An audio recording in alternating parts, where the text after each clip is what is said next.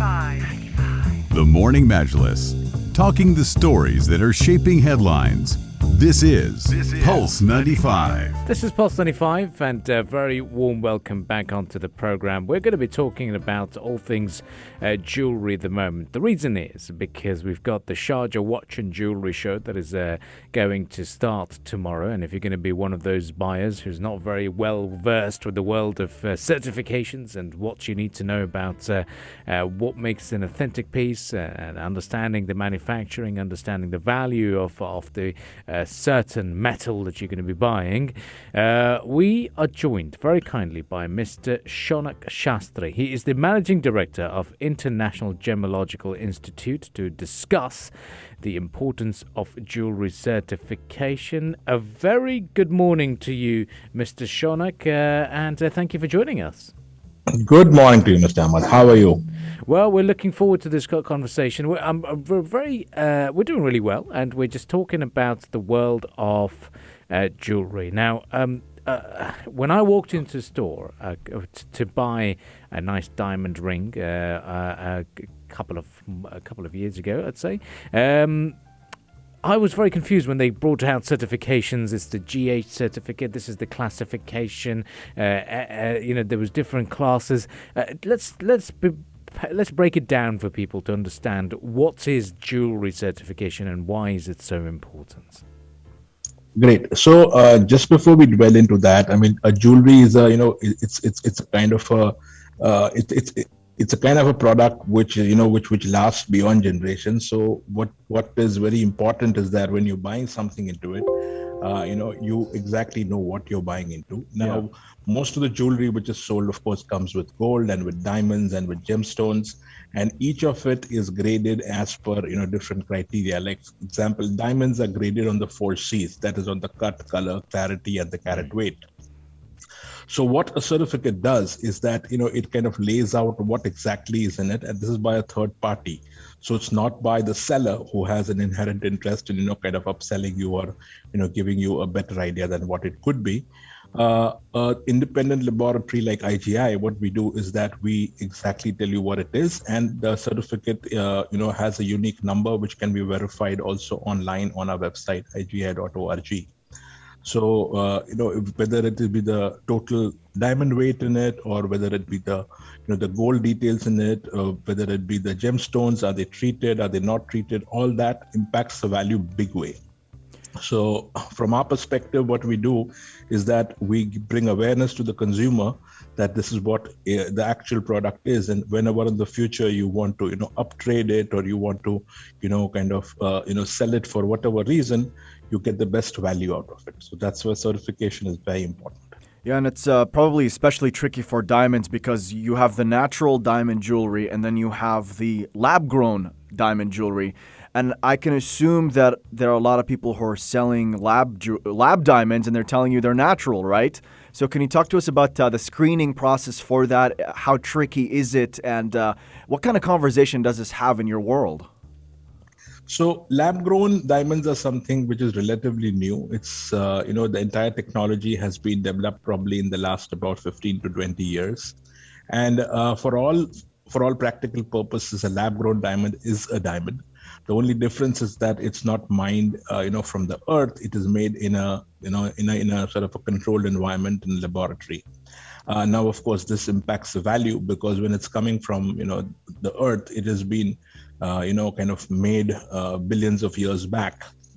But if it's a lab grown, it's probably been a few months old. So that's the basic difference in it.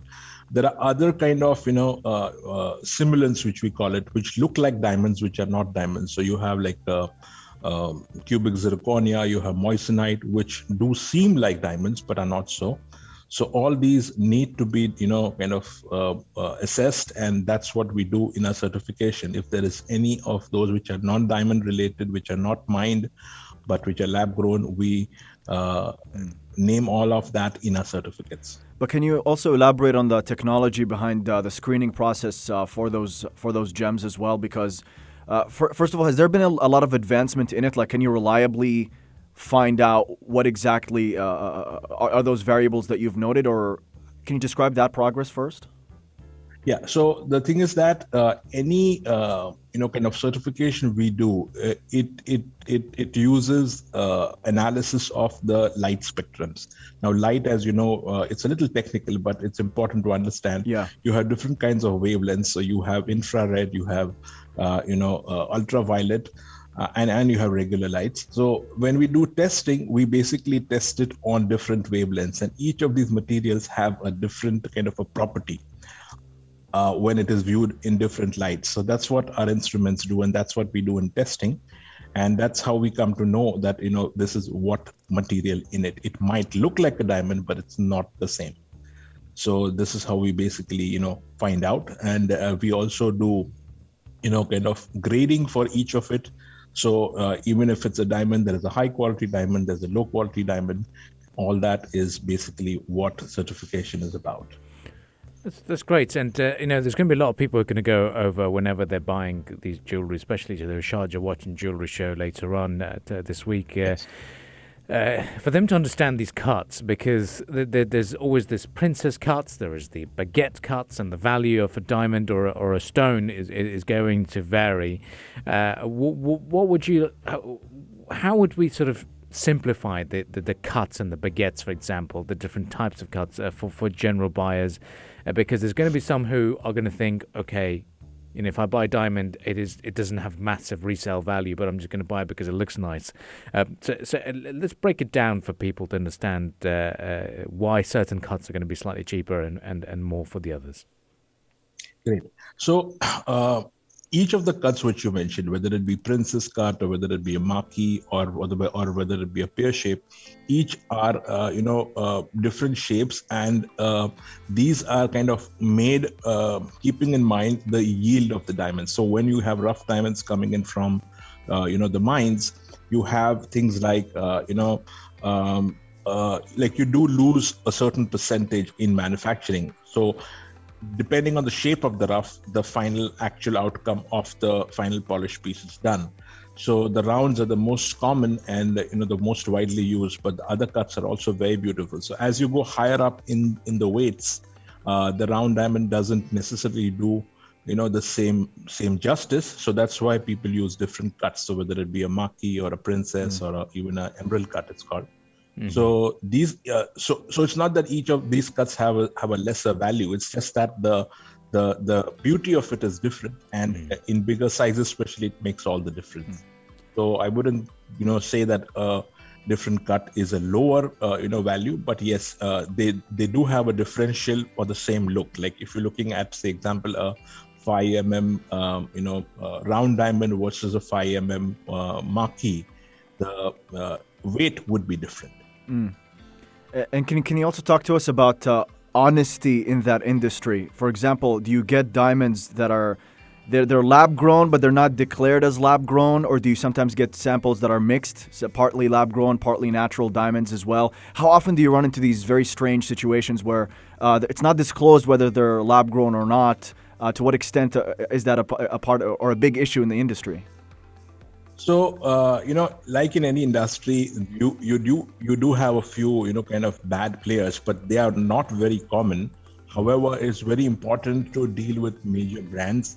Most major brands will not have, an inherent interest to cheat the consumer. But if you're using a fly-by-night operator or somebody who's just coming in from somewhere, selling you and flying back, those are the ones we need to be careful about. Most of the bigger brands don't have these kind of issues. But yes, it's very important to also, test it from these major brands, because many of them source it from smaller vendors, and they might not be aware in many situations, because technology keeps changing, and they might not have all the equipments to basically test out. So from a consumer perspective, you're a lot better off asking for certification, because then it's like it's certified by a third party, and you're absolutely sure of what you're getting. And what do you see this technology as well for what you do? For example, do you see a lot of progress happening over the next 5-10 years? Do you see any new revelations happening? Can you elaborate on the technology side and how it's getting better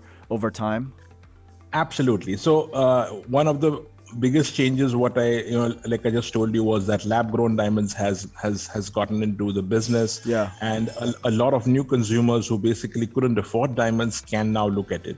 So I wouldn't say it's bad in a way. As long as it's declared it's lab-grown, it's fine.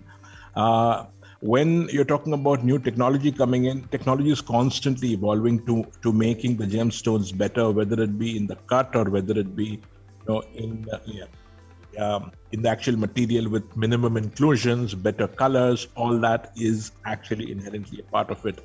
There are many lab-grown, diamonds which come in different colors which nature doesn't have. So there's a lot of innovation also happening. So it's not that it's all lower quality, but you just need to know what you're buying, so that whenever you are ready to upsell or whether you want to sell it, what you can expect, how much money you paid, how much you're going to get back. In fact, jewelry is the only product which over a period of time doesn't depreciate much. True. Because it doesn't devalue. If you buy a phone, probably after a year or so you probably lose more than 50%, but in jewelry it doesn't happen that way. Exactly. So we are in a product which is kind of eternal. So that's the why it's any certification is important. Speaking of prices and fluctuations, we've seen a bit of a spike and a bit of fluctuation because of the ongoing situation. I know you're also watching it very closely. Looking at the recent figures, gold is now trading at 228 dirhams 51 to a gram so far, right, at the time of recording this interview. What is your outlook in terms of the demand and the price of gold rising? Because at the moment, some people who were thinking of going into the Sharjah Watch and Jewellery Show thinking they're going to be spending big bucks, now they're going to be thinking, man, this is expensive. What do we do for that? What is your outlook? Where are we going with the prices?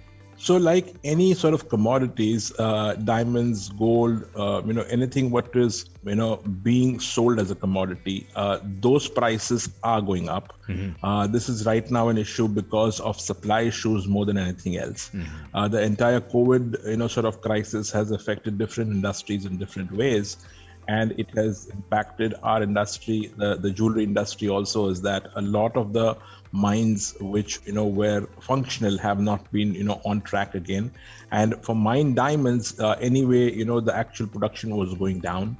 There are a lot of awareness now for sustainability. So miners are also very aware that those mines which are not very sustainable from an ecology perspective, they're shutting them down.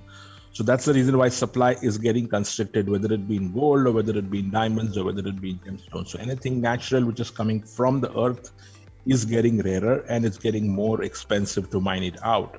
So prices as such, yes, they are higher, but then there are, short-term fluctuations which do happen, like, in commodity or even stock exchange. So that's basically part of your entire, economic situation where, at this moment, things are getting expensive because of inflation. But this is the best hedge against inflation also. So in a way, yes, if you're buying at the Sharjah show, I think it's a good time right now. And we don't see a dip coming in on the prices part because supply is restricted. And I think you should go for it. Oh, wow. So that's a positive sentiment over there for people who are looking to invest a little bit more, because there'll be a lot of people who would thinking and hoping that a dip is coming, but good to see an outlook that because of the supply shortages, you'll see the prices stabilizing at the moment. So, well, thank you very much for joining us this morning, Mr. Shaunak Shastree, and it was a pleasure to get some valuable insights as well. My pleasure, Ahmad. Thanks a lot for having me on the show, and I hope to see all the consumers at the Sharjah Watch and Jewelry Show.